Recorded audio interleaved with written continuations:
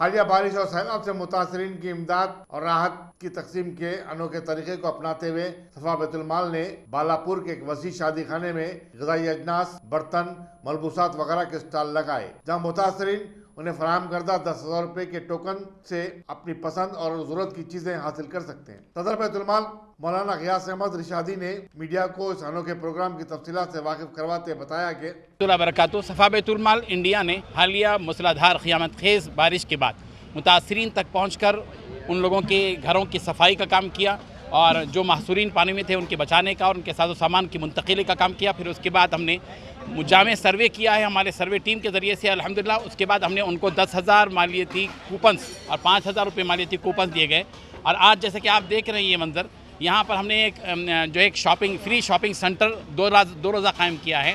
جن لوگوں کو ہم نے 10,000 روپے کا ٹوکن دیا ہے وہ اپنی مرضی سے یہ جو سینکڑوں قسم کی جو چیزیں ہیں اپنی مرضی سے وہ لوگ حاصل کر سکتے ہیں، انہیں استعمال لے سکتے ہیں، اور 10,000 روپے تک مالیتی یہ اشیاء جب یہ لے لیں گے تو پھر ان کو یہاں سے رخصت کیا جا رہا ہے، اور الحمدللہ سینکڑوں کی تعداد میں جو متاثرین تھے ان تک ہم پہنچے ہیں۔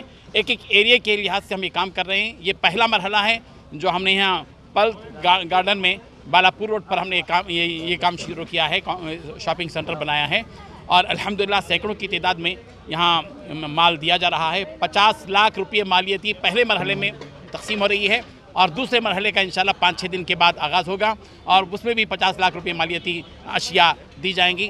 ہمارا مقصد یہ ہے کہ جو حقیقی متاثر ہیں ان تک اہل خیر کا یہ مال پیسہ جو انہوں نے دیا ہے وہ ان تک پہنچائے۔ صفا بیت المال کی یہ ذمہ داری ہے۔ کتنے اشیاء کا یہاں پہ اسٹال لگا ہوا ہے؟ یہ تقریباً 100 اشیاء تقریباً ہیں جو مختلف قسم کے، جس میں راشن بھی ہے، بلینکٹس ہے، کوکر ہے، چولہا ہے، بکیٹ ہے، مگ ہے، چادر ہے، بلینکٹ اور ہے، ٹاول ہے، اور مختلف قسم کے کچن کا پورا سامان ہے، برتن وغیرہ بھی ہے۔ اور کتنے دن تک رہیں گا؟